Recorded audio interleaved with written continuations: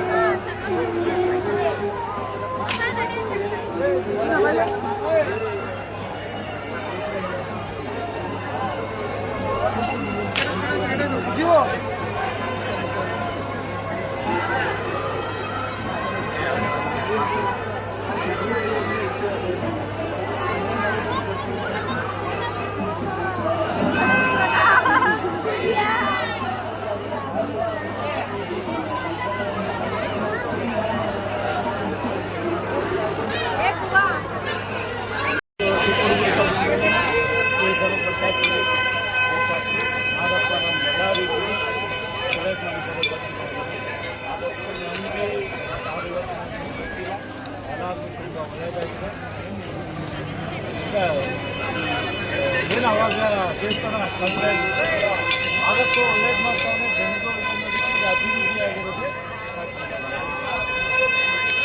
ನಾನು 38 ವರ್ಷದ ಸತತವಾಗಿ ಆವಾಗಿಂದ ನೆನಪಿದ್ದ ಗೊತ್ತಿಲ್ಲ, ನೆನಪಿದ್ದ ಥರನೇ ಮತ್ತು ಹೊಸ ಹೊಸ ಗುರುಮಟ್ ಕಟ್ಟಿದೆ. ಭಗವಂತ ಎಲ್ಲ ರೀತಿಯೂ ಮಾತಾಡೋ ವ್ಯವಹಾರನೂ ಸಕ್ಸಸ್ ಆಗಿ ಹೋಗ್ಲಿ ಅನ್ನೋ ಆಸೆ ಪಡ್ತೀವಿ. ಹೋಗ್ಬೇಕು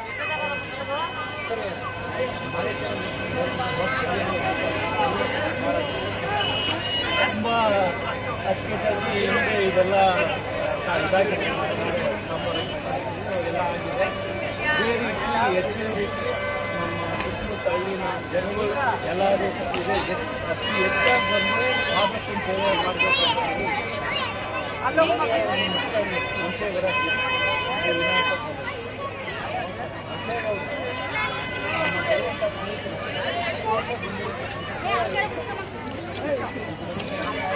ಎಲ್ಲರೂ ಎಲ್ಲ ಗಿಡ ಎಲ್ಲರೂ ಆದಪ್ಪ ಒಳ್ಳೇದು ಮಾಡಲಿ ಅಂತ ಹೇಳಿ ನೋಡಿ.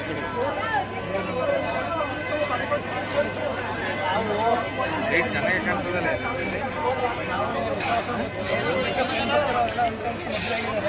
ನಾವು ಮುಂದೆ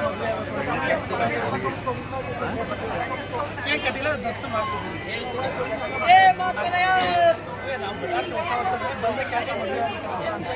ಬೇಗ ಮದುವೆ ಆಗಲಿ ಅಂತ ಮದುವೆ ಆಗಲಿ ಅಂತ ಹೇಳ್ಕೊತೀವಿ.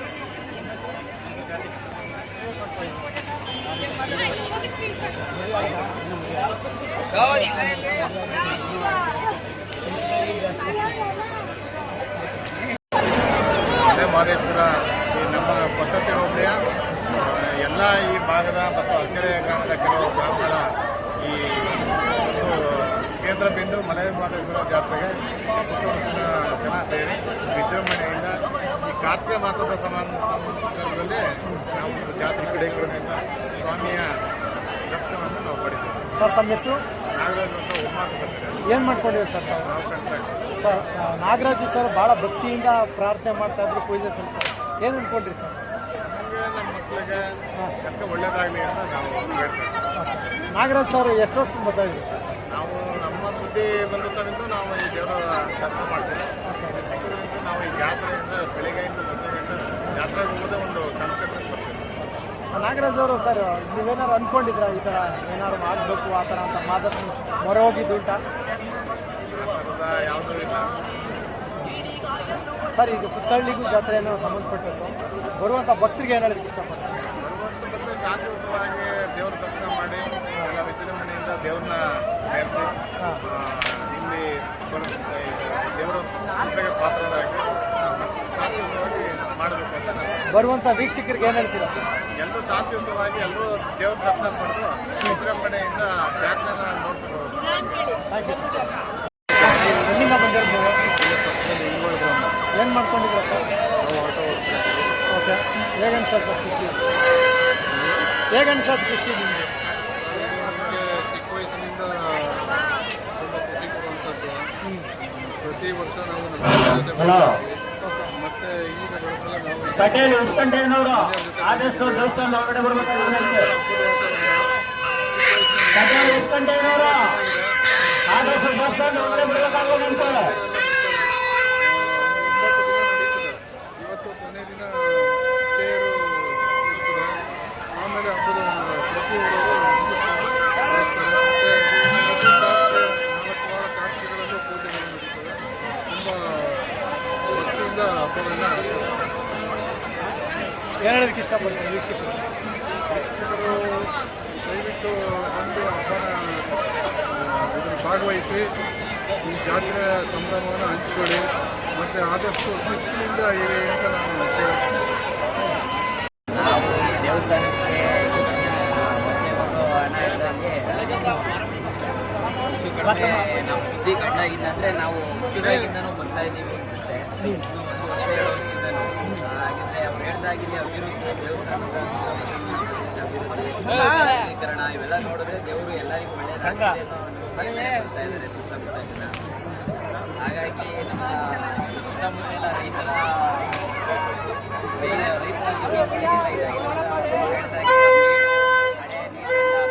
ಒಳ್ಳೆಯದಾಗಲಿ ಅಂತ ಉದ್ದೇಶದಿಂದ ಜಾತ್ರೆ ಅಭಿಷೇಕ.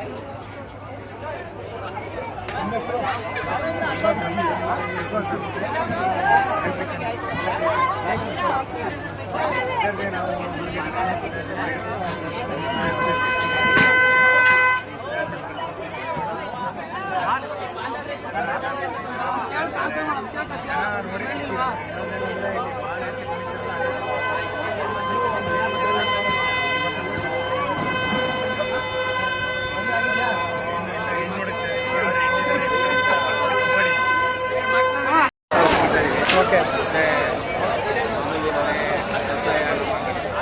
ಹೆಂಗನ್ಸೋದು ಸರ್?